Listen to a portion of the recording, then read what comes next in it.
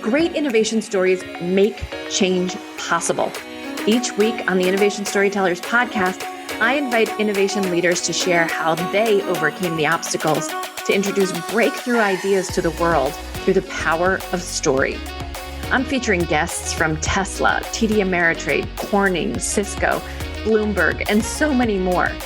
Listen in to learn how you can tell a more effective innovation story and change the future for the better. It's Susan Lindner. I'm your host at Innovation Storytellers. Welcome back. Today's going to be a great day because I know so many of you talk to me and write in comments about the joys of managing data in the innovation process. And so I'm very fortunate. We're all very fortunate to have an expert on the call, on the line today on our show, who's going to be talking with us about a couple of really important and dynamic ideas, let's say currents that are running through innovation at the moment. But first, let me give you a little introduction to Nancy Wang, who is the general manager at Amazon Web Services, where she leads the P&L, product engineering, design for its data protection and governance businesses. No small feat at that giant behemoth.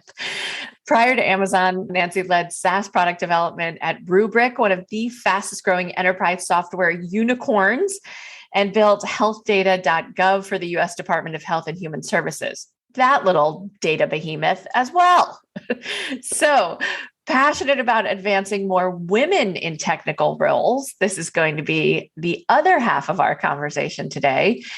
Nancy is the founder and CEO of Advancing Women in Tech, a 501c3 nonprofit organization with more than 16,000 members spanning 3 continents. So we're going to have a little conversation about, I can't find great women in this field. Really? We're still having this conversation? 16,000 women who are actively in this space. Nancy is also an angel investor in data security and compliance companies and is the LP of a seed and growth stage funds such as Operator Collective and IVP. So we're going to dive into a very rich and lush conversation about data, about women in tech, about women in products, and helping all of us to become better innovators by really looking at the diversification of our people and our data and how we apply that to the innovation process today. So, Nancy, thank you so much for joining me on Innovation Storytellers. Hey, thanks so much for having me, Susan. You did a great job with my bio, made me sound really better than I really am. So buy that for a second. So let's dive in because I ask this question of everybody who comes on the show. How did you get into innovation, right? How did you get into this data science space? So many of us don't have the opportunity. Well, we can't really major in this in college. So how did you get here? Yeah, I feel like a lot of folks these days want, that straight shot path or that fast accelerator path. But in fact, mine was a little bit meandering. But one theme that I tend to have throughout my career, or frankly, anything I do, is I lead by curiosity. So if you draw it back to Amazon's leadership principles, is learn and be curious. It's one of my favorites because just growing up with an engineer father, he was not a computer scientist. He was actually a metals engineer, material science engineer. We grew up building balsa wood airplanes because I want to learn how flight worked, how something that is much heavier than air can take off in the air. And so, of course, that one thing led to another. And I was an engineering major in college. And I did study computer science, but I'm sure, as you all know, the field of computer science is very broad. You can take it in many different directions, from mobile app development to social media. I'm sure you know what the giants out there are, being TikTok and Meta. Or, for example, you can take it into storage servers, cloud computing, which is the direction that I obviously later went. But it actually didn't start with a big cloud company. I started my career with the US federal government. And yes, I was a Fed on the GS schedule in Washington, D.C. And the reason I chose the US Department of Health and Human Services as my agency when I first started out my career back in 2011 in Washington, D.C., is I saw the potential to really disrupt what was a fairly manual process of looking at data sets, looking at research data, and making that accessible to the public, and which was really unheard of. And that was the moonshot goal of the healthdata.gov project, which was you have all of these data treasure troves that exist with the FDA, the CDC, Centers for Medicaid, Medicare, so on and so forth, NIH, and so many great agencies out there.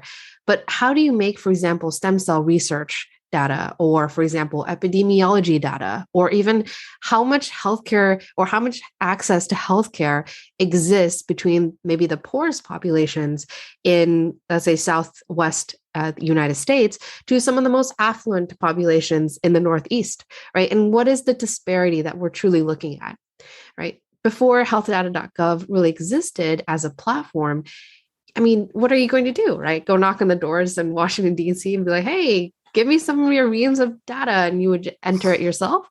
Inconceivable, right? So that's why that project really stood out to me as something where I could parlay my skills in engineering and my love for data and just being a nerd about research into something that could truly benefit people. And so that's really the theme that's carried out throughout my career. So from working at the U.S. government, I continued to work for the U.S. government, but actually for intelligence agencies. So I was a technical program manager for some of the intelligence agencies. What I can mention is, DISA, for example, the agency that manages and oversees all of the defense information systems for the US. Wow. And of course, that led me then to, joining big tech, starting with Google, Susan, as you mentioned, Rubrik, which is another startup in the data infrastructure, data protection space.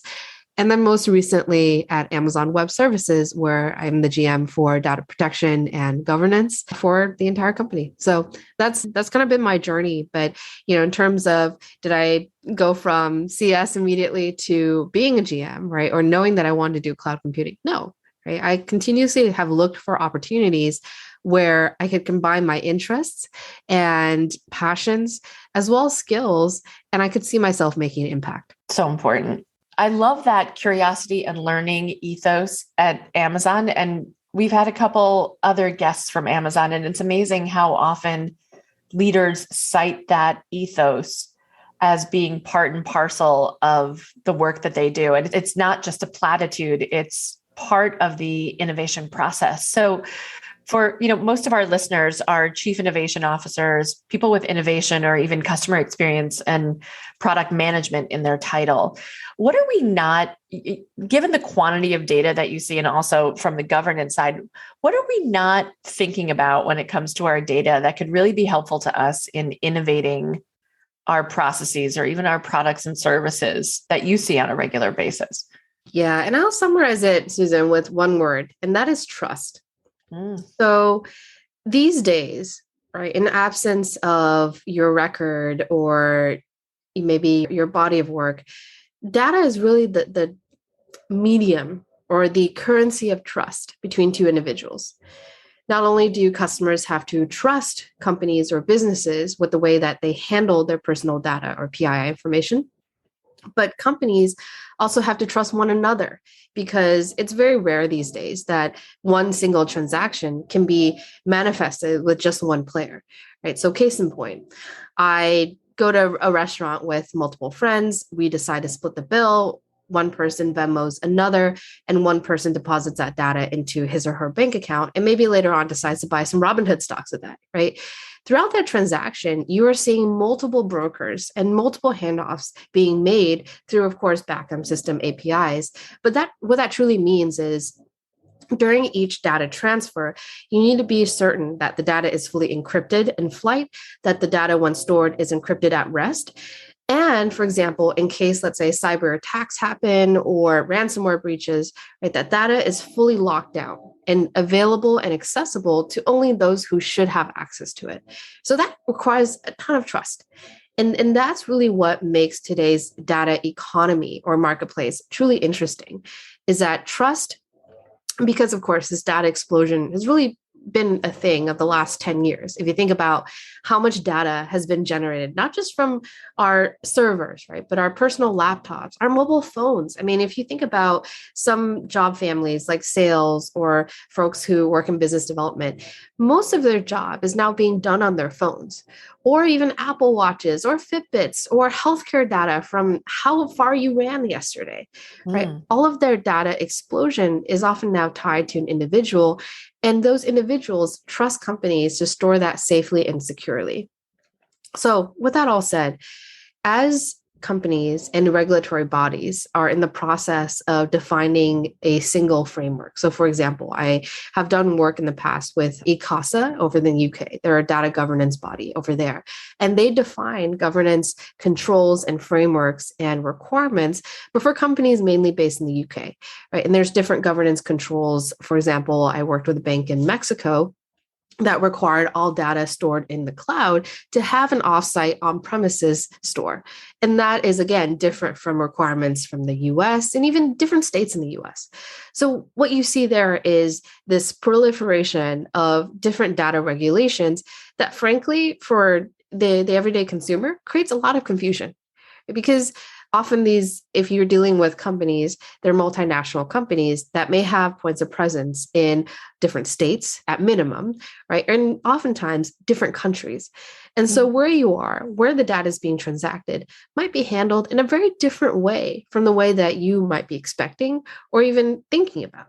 So again, as we standardize and align how we define data protection or data governance or offshoots like data privacy and security, that's going to bring about trust in the everyday consumer, both from an individual perspective as well as company perspectives, right? And that will lead to, in my opinion, even further data explosion. Wow.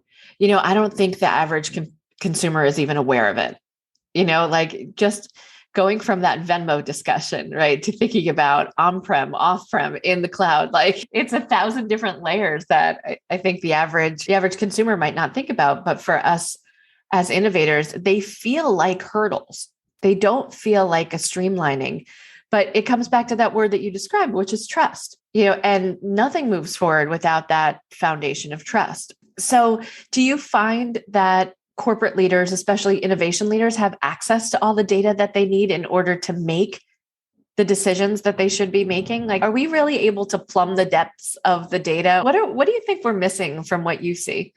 Yeah, and this is where I think some companies out there like Teradata, for example, or Data Robot are really leading the charge in defining what is a data lake. So typically, back in the day, right, we would, query, for example, SQL servers that had columns or data organized in very neatly in columns and rows.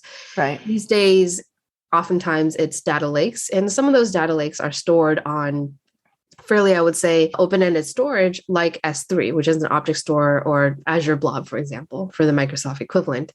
And what that truly means is you're able to define what does that body of data look like for you to query, and what sort of query language do you want to use to derive insights.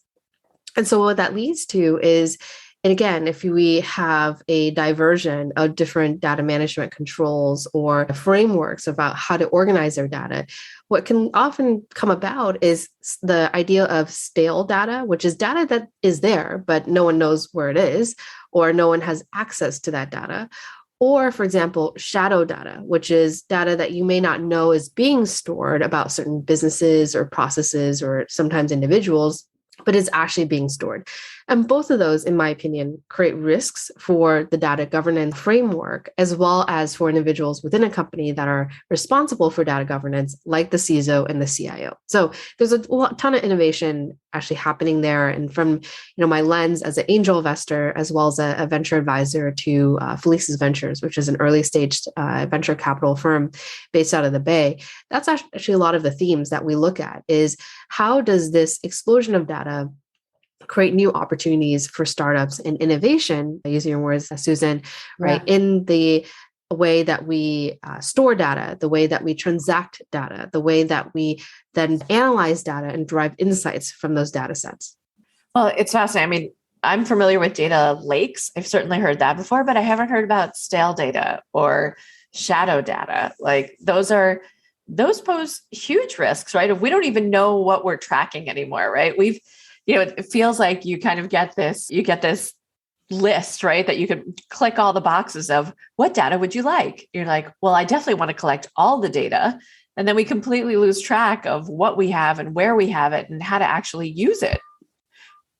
Do you find that companies are getting nervous about this data too? Because we hear about ransomware attacks all the time. We hear about cyber threats, right? Of consumer data getting exposed. Do they live in these shadow areas and these stale data areas that we're not even aware of as IT leaders? Yeah, absolutely. Because, and this is the pros and cons of decentralizing control. So think back to maybe the 70s or the 80s, where you had the double-sided reams of paper that would be controlled by one specific team within an organization. Well, it's fairly easy at that point to lock down access and control because, well, give me my ream of paper back. Now, with folks being able to bring their own device, I have email that I look at from my personal phone. Sometimes I take screenshots of different things, for example, and all of that needs to be secured. So the decentralization of, the control over different data, right, brings about new challenges that, frankly, there is not a standard industry answer yet. And of course, at least from my perspective, I've not heard one. And that's really where the role of my team at AWS comes in, is we're thought partners. We often brainstorm directly with the CIOs or the CISOs to come up with data protection, data governance strategies for them that they can then enact with AWS services within their environment. Because oftentimes it's not so much the malicious actors, although that has certainly become more of a concern these days, given ransomware literally as a service kits that are being offered to attackers at this moment. Ransomware as a service. Yes, ransomware as a service, not ransomware protection as a service. Yeah. Is that like dark web stuff? Is it like shady, scary stuff? Or is it far more out in the open than we even realize that this is exactly what's being offered and people aren't even trying to hide it because it's so hard to prosecute? Imagine if someone were able to offer you a tool chain or a development kit that essentially helped you scan different stateful data volumes and help you identify what pieces of data are vulnerable or not locked down, which has the, let's say, overage or overestimation of entitlement, meaning who should have access to that data. And let's say it's sensitive HR information, but somehow your entitlement is everybody in the company. And so that presents vulnerabilities and essentially attack surfaces for bad actors to come in, scan that data, derive insights, and encrypt and essentially hold your data for ransom, right? And sometimes, and this is what I tell a lot of customers, is just because you pay the ransom does not mean that you actually get all of your data back. Or in the Colonial Pipeline situation, even when you pay the ransom, it's still going to take days and potentially weeks for you to get your data back. And so the question then becomes, well, does actually paying the ransom help you get your business up and running to the point before the attack? Unfortunately, many of the times it's actually no, which is why I'm a big believer of being proactive with data protection, which is, do you have a separate offsite copy? Do you have golden copies? How are you locking down access via, let's say, identity or on-premises via maybe LDAPs or Kerberos to your data sets that are being stored?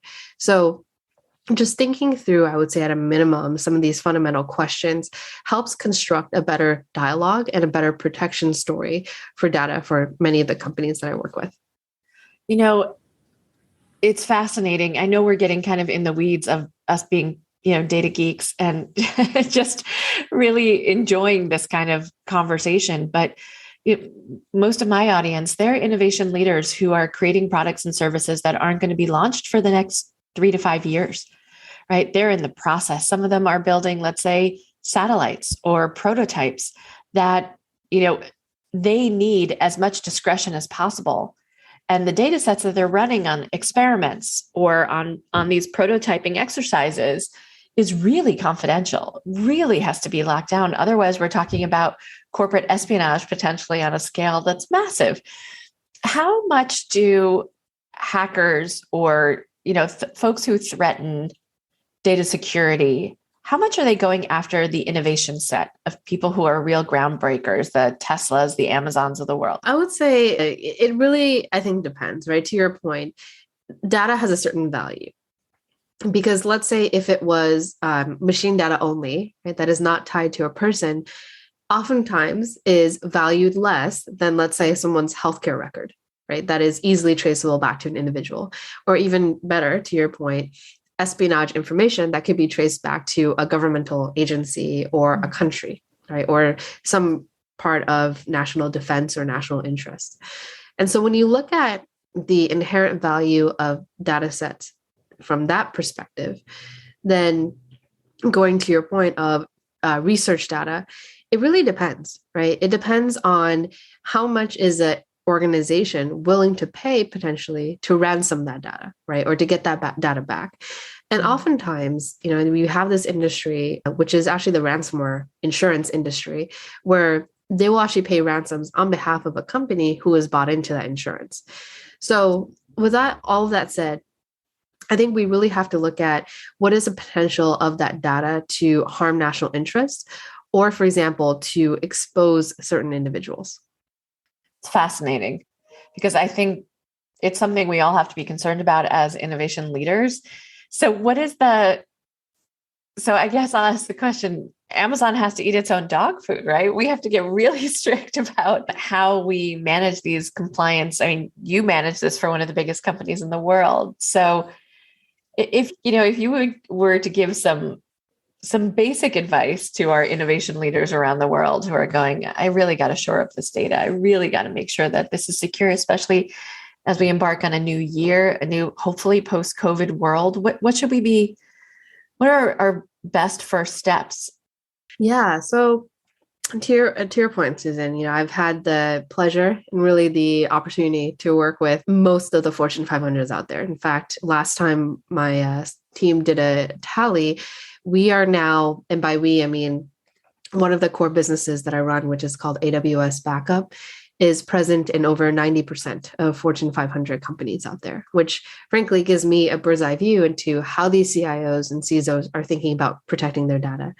At the same time, of course, internally, I can't name names, but there are major Amazon.com businesses that are also protecting their data with the service, which means that there are certain themes or trends, right, that I see across the way that these internal as well as external monster businesses, right, or major businesses are thinking about data protection governance.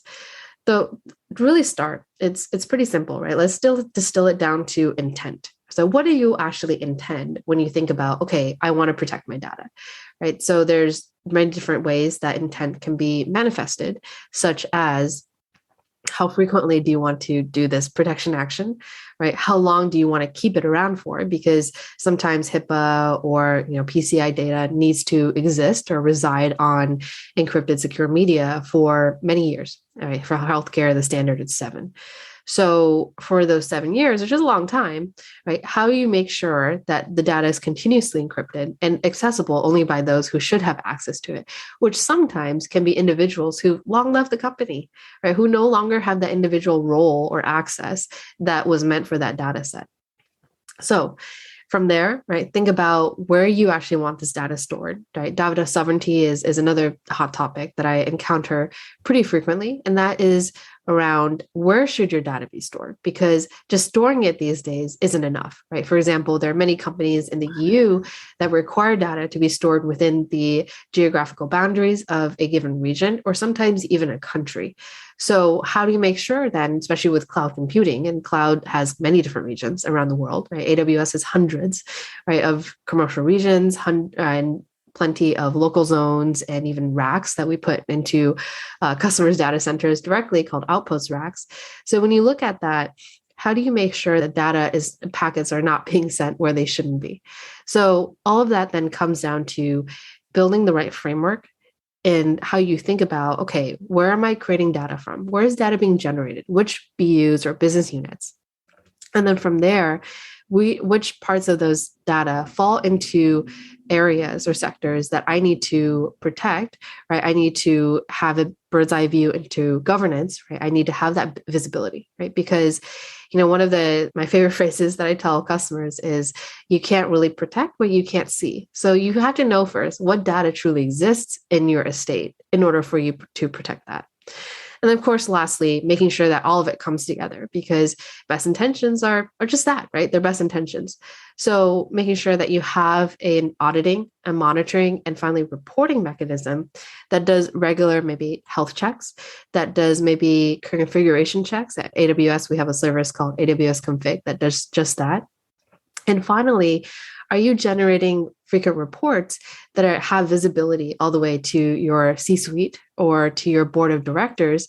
And is this, right, a hot topic or a board topic that maybe the audit and governance committee of your board frequently looks at? Right. So it's truly an end-to-end process, and it's not just the responsibility of one individual. Yeah, fascinating, because ultimately it is the CEO and the board, right? Their feet are going to be held to the fire in the event that something goes wrong, not just the CISO and the CIO who are dealing with it on the day-to-day. So good reminder. Well, I want to shift a little bit to a topic that's you and I both share a passion for, and that is more women in tech. Yes, a little bit about AWIT, which is all about women in tech, but Awip actually started as AWIP, right? Which is women in product in particular. And tell us a little bit about how the organization got started and where it is today, because I know this is a source for so many women on networking with one another and sharing their experiences around being in tech. Yeah, absolutely. I mean, AWIP has just been probably one of my favorite passions in life. And so much so that there have been conversations with multiple investors in the past who said, why don't you just run AWIT like a company? And so there's that as well, because I'm just, it's one of the things where it truly makes me get up every day and do what I do, because a large part of that comes to representation, right? Making sure that there are folks who look like you, who identify with you at the table, right? At places where decision-making is made. So let me backtrack a little bit, right? The reason why AWIP has been such a big part of my life is frankly because it has grown with my career. And that goes back to your point, Susan, which is, well, it first started as Advancing Women in Product, AWIP, and now it's Advancing Women in Technology. The reason why is actually when I started the organization as a product manager for Google, specifically Google Fiber, where we were the team at Google in charge of building the national fiber optic backbone to serve internet service providers that actually Google owned natively, called Google Fiber and Wireless Services. So from there, it's a field that you don't often see a lot of women, because in order to be in product, especially for a very technical product, it either requires that person to have a CS degree already. And if you looked at enrollment rates when I was in college, the class was less than 25% women, sometimes less than 10%. Right. So that's already a barrier to entry, or someone who is just so passionate about the area that despite not having an engineering degree, and I have seen folks like this who've done extremely well. So one just has to imagine the heights that they overcame, which is you have to learn all this from scratch. And let me tell you, some of the concepts are pretty esoteric, where you have to learn about packet tracing or DNS or IP address masking, et cetera, right? Just there's so many concepts that you cover during a normal CS curriculum that if one were to come without a background, right, you'd have to learn all this yourself. So all that to say, right, within technical product management, you don't have a lot of representation, and especially for someone who I've always been a go-getter, right? I'm looking at that next level and being like, okay, who can I identify with? Who can be my mentor? Right? And I'm coming up empty, because while there have been so many awesome male allies and sponsors in my life, right, and I continue being sponsored to today, which we'll get to in a bit, but I just having not anyone truly identified with me from a gender perspective, right, was, I want to create that community. So that was the original just mission behind AWIP, was creating that community for like-minded mid-career professionals who are looking to grow into leadership roles.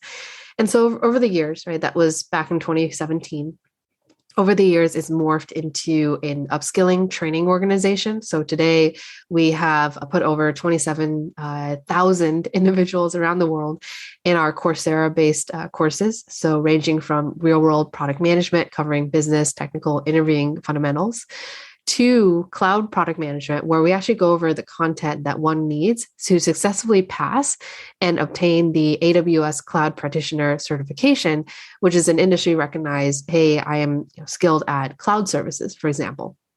Right. So through those, we upskill women. And at the same time, what the experiences I went through really helped inspire us creating the programming called executive mentor programs, which means that we partner with companies like, for example, MongoDB, like, for example, New Relic, to create programming that helps their employees gain access to mentors who are already in leadership roles, who they can identify with. It's a one-on-one matching process to help them get to that next level. And through those efforts, our community has grown. And circling back to my own career, my career has also grown in that those 5 years since I started Awip into now a GM overseeing both product engineering as well as design, solutions architect, and a few other job families where we need to be more inclusive, right? Because the challenges that women in product are facing aren't just native to product only roles, but rather to engineering roles, to solutions architect roles, pretty much to any woman who is in a technical job family. So therefore, in order to continue advancing and being inclusive ourselves of our mission, we have decided to open it up to advancing women in technology. So, and as I say this, actually, our third Coursera specialization will be focused on technical program management and engineering management, which is not in the product family. So in our opening up our mission and scope to serve more women and underrepresented groups, we're also hoping that the impact of AWIT can inspire other like-minded organizations as well to focus on not just solving for early career, but also folks who are already in the pipeline, right? Who are, foreseeably just a few steps away from reaching, the senior executive level or the C-suite. Wow. Because I think so many times women in tech groups get relegated into a networking, job hunting kind of experience, but that's not just what's happening here. I mean, I know that this sense of community exists among members, but this upscaling opportunity is no joke, right? And it's seeing us through every step of the pipeline in terms of developing as product managers, people who want to have a more technical bent even to their career, if it may not be directly into product development per se, or data sciences per se, but just wanting to get deeper. And there are so many of us who feel that way, that we need a little bit more technical insight to do our job that much better to get to that next rung, whether or not it's a day-to-day application of that technology or not. And yet having access to those courses all in one place and knowing how they contribute directly to a career path because is critical, because sometimes we're like, I know I need more. I just don't know exactly what. And you kind of laid out some of those career paths for women to consider as well. So who underwrites this fantastic organization? How do you get the support for this? Because it's a reminder to everyone listening that there are phenomenal women internally, probably already in your company, but also in other places who are actively engaging. So how do companies get involved, and which companies are currently involved in supporting AWIT? Yeah, absolutely. In fact, we're, so to answer your question, initially myself, as I said, it was a passion project that thankfully, my partners and my family and friends were super understanding, wherein I poured, frankly, all of my free time, especially in the first 2 years, getting the organization started, getting the organization operational. And today, I'm just so proud of what the team, what the board has come together to accomplish, which is we now have employees of the organization who run the organization when I'm at my other job, which is AWS, right? And keep your full-time 60-hour a week job. That job? Okay. Yeah, that job. So, and actually Kate Watts she's fantastic, comes from a higher education access background. She runs the organization on the day-to-day, right? That is correct. Yeah. And she's our executive director. So grateful to have her on the team. And yeah, we have the support of really truly fantastic companies, as well as venture capital firm, because believe it or not, a lot of women in product and engineering go on to become amazing technical founders. So that's also a community that we continue to support through AWS Startups, who is one of our sponsors, as well as AWS Boston, one of our sponsors.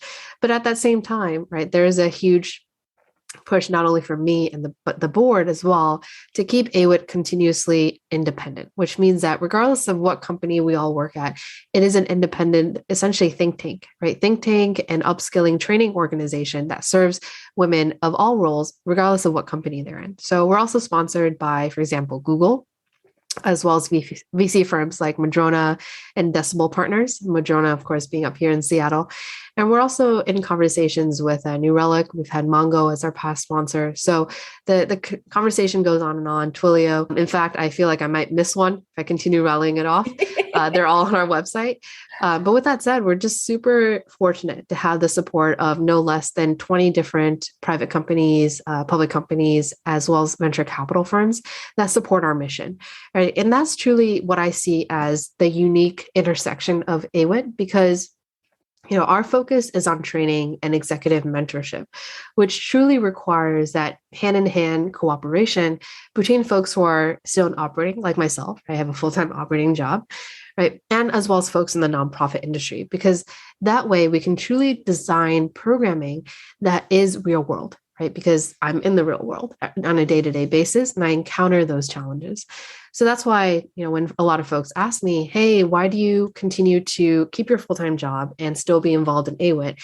And that's truly the reason why, is that gives me a ton of credibility when it comes to, okay, what problems or what challenges are actually facing women in the workforce? Well, I live them on a day-to-day basis. And that gives me the credibility and the platform to speak about them. And I think it's full circle coming back to this idea of curiosity and learning. And the best people in any job, anywhere, are filled with that. And to know that you have access to those kinds of courses as someone who's learning and growing in their field, it feels like you're uniquely placed, Nancy, to do the work that you've done and continue to learn and grow in the space that you are. So thank you. Thank you for sharing all of that with us. I'm going to turn this conversation over to what we do with every guest who comes on Innovation Storytellers, which is put you on the hot seat for 3 important questions. Sure. Okay. Question number 1. If you could join any innovation team in history, which innovation team would you have loved to have joined? Which innovation do you most admire? Which team? Well, this is probably top of mind for me, because I was just doing my tally. In the past 5 days, I've been in 5 different cities. Oh, God. Whistler, Vancouver, Boston, San Francisco, and now I'm in Seattle. So the ability for me to have done that in the last, or I guess now 6 days, really speaks to the power of transportation. So if I could pick an innovation team, going back to my balsa wood airplane days, would be the Wright brothers. So understanding how they applied physics to get something that weighs and is much denser than air into the air, right? And that's truly, I believe, a major vehicle which has continued to spur and accelerate innovation. In fact, one of the founders who I hope I get to work with in the near future flew all the way from New York to have a coffee chat with my partner and I about a potential investment on Saturday, right? Sure, we have Zoom meetings, but really in-person meetings are what helps develop that relationship, right? Especially if you're going to go into business together or invest in companies. And so the ability to do that at scale in a fast way, that's one of my favorite innovations. You are the 3rd person in the last 3 sessions who have said those 2 bicycle repairmen who wound up building the airplane would be their favorite innovation team. So fantastic. That is the way things happen. Okay. Greatest innovation of all time. So that's being on the team. You'd want a hand in that. What do you think is, and you can choose a couple if you like, but what do you think is the greatest innovation of all time? Sure. Codifying humans, which is really when we did DNA typing, right? So being able to understand what makes humans really humans. And part of what that is fascinating is it provides a scientific argument or reasoning for why human beings, despite our color differences or ethnicity differences, we're 99.x plus percentage, right? The same. So that provides a scientific reasoning for why, all of these constructs around socioeconomic levels or around, let's say, ethnicity, right? They're truly social constructs and not biological constructs. So that's one of my favorite innovations. Wow. My second innovation is computers, obviously, right? Being able to program or just write down in code the basic processes. Of course, now there's an industry called RPAs for this, but think about what's RPA? Sorry for robotic process automation. So UiPath being one of the companies in Seattle who is really, pioneer in this forefront is think about how many hours it would take someone to create an Excel spreadsheet, enter some data into an Excel spreadsheet, then manipulate that data, put it into, let's say, different charts, and then print out those charts. You can create RPAs that help you essentially automate that process end to end. They're like little robot workers, so to say, analogy. But with that said, right, if you think about everything that we take really today for granted, even talking on this, video conferencing, right? Think about all the data that's being sent into different servers. The fact that maybe there were blips in our Wi-Fi and we totally didn't notice because one or two frames being dropped here and there, our audio is still modulated. So the fact that we can just have this conversation, right? Me being in Seattle, you being in another place in the US. New York, yep. Exactly, right? Also, just transactions, for example, the fact that I can order food off of Uber Eats and I'll show up at my doorstep, hopefully, half an hour later, right? All of that goes into different processing and the ability to codify what humans used to do, right? All manual into programs and into language that systems can understand. So those two, I would say, have really changed how we identify life. And what's an innovation that you wish were invented that hasn't been invented yet? What is that thing in your life that needs to get fixed that hasn't fixed yet? Sure. I'll come up with a fun answer for this one. Teleportation. So as much as I love through the airplane, let's just go. Come on. And part of that is selfish because, as my team grows and we're thinking about new offices actually at this point. So I have teams now in Seattle, Vancouver, SF Bay Area, folks on the East Coast, folks in the Midwest. And that is actually big reason for why I'm always on an airplane. With that said, though, wouldn't it be awesome to just step into a wormhole and then suddenly project yourself into Vancouver and in the next couple minutes into New York or Boston? So yeah, I think if we can really kind of reduce the time or the duration it takes for us to be in different places, to have in-person meetings with other people, it will only accelerate the pace of innovation. Yes. And the spread of viruses that we carry with us. Very exciting. As a former epidemiologist, these things always go hand in hand for me. So, Nancy, it's just been absolutely wonderful talking with you. Thank you so much for joining us. And where can people get in touch with you if they want to do more with data, if they want to know more about AWIT? Where should they find this information?